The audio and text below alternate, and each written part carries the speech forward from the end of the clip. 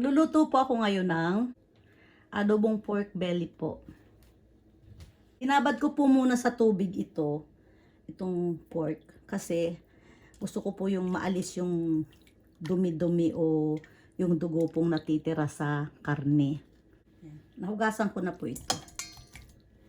Ayan. Ayan po. Bago ko po lutuin ang adobo, minamarinate ko po muna sa mga sangkap na to. 1/4 cup soy sauce, 1/4 cup suka, 6 cloves na bawang, 1 teaspoon paminta, at 3 pirasong laurel po. Ito po. 1 teaspoon magic SAVOR.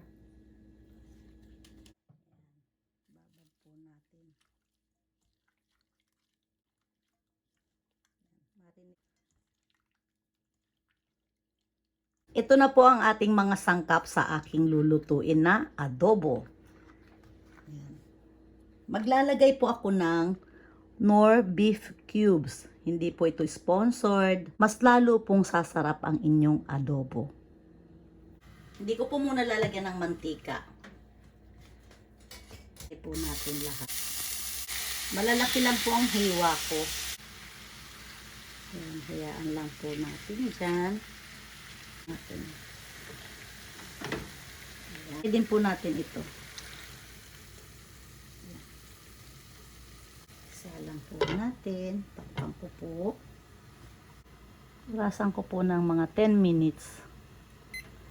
Sa mahinang apoy lang po. Dahan-dahan lang po yan. Ayan po. Naka 10 minutes na po tayo. Ayan. Baliktarin lang po natin. Ayan.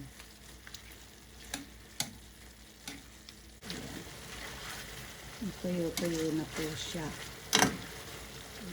Ipiprito ko po ito.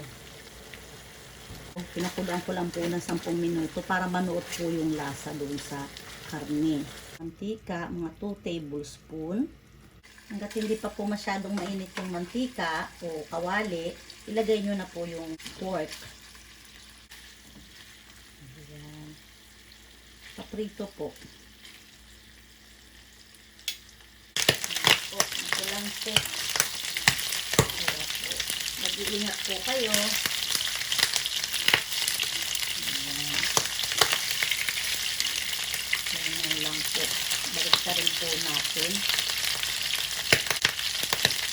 Pagka ganito po magpiprito po kayo, pagka magbabaliktad po kayo, i-off niyo po yung kalan para po hindi po kayo natitilansikan.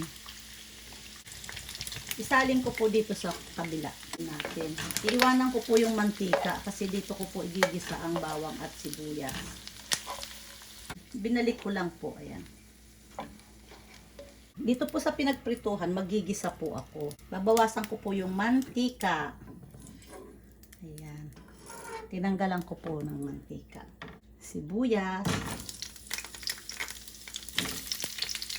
Ayan. Saglit lang po. Hindi naman po kailangan na patagalin ang paggisa. Lagay ko po yung bawang. 1 cloves na bawang. Durog.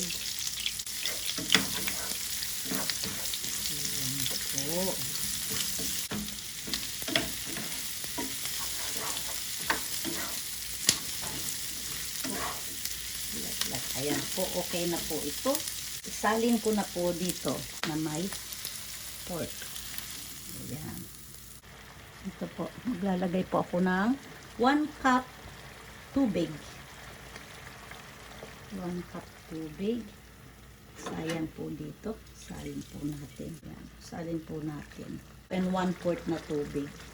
Natin ang buong paminta. 1 tablespoon. Beef broth cubes. Isang buo. Tugin po natin. Ito tayo ng konting sili para maanghang po. Ayan po. Tapos pakuluan na lang po natin. Tatakpan ko po. Tapos lulutuin ko na po ito sa mahinang apoy. 30 minutes. Tingnan po natin. Ayan. Wow. Medyo haluin po natin. Ayan. Ganda na po ng kulay. Hindi ko na po tatakpan para po matuyo. Tingnan po natin kung malambot na.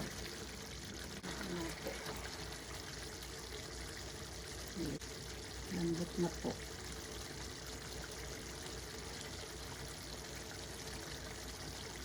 Ilalagay po ako ng asukal. 2 teaspoons sugar po.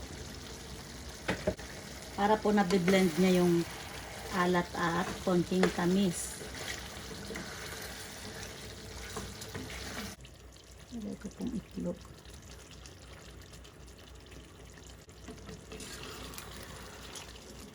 Hinay-hinay lang po.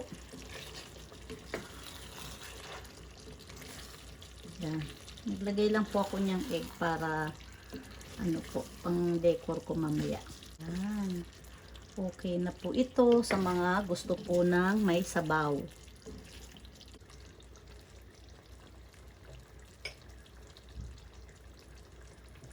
Konti lang po yung sili. Okay na po yan. Turn off po na po yung halan. Ayan. Haluin po natin. Ayan. So, ayan na po ang ating adobo. Tuyong-tuyo po siya. Ayan. Pinatuyo ko po. Ayan. Ayan po. Ito na po. Sasandukin ko na po. Titikman ko lang po. Itadakimasu.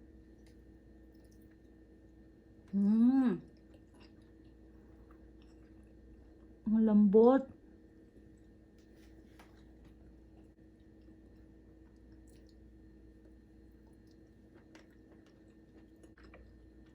Ang sarap po. Kayo na po ang humusga.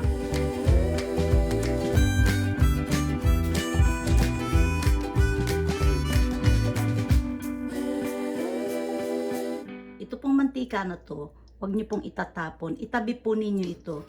Pwede po ninyong magamit kapag kayo po ay naggigisa ng pansit o kaya nagsasangag. Napakasarap po niyan sa sinangag.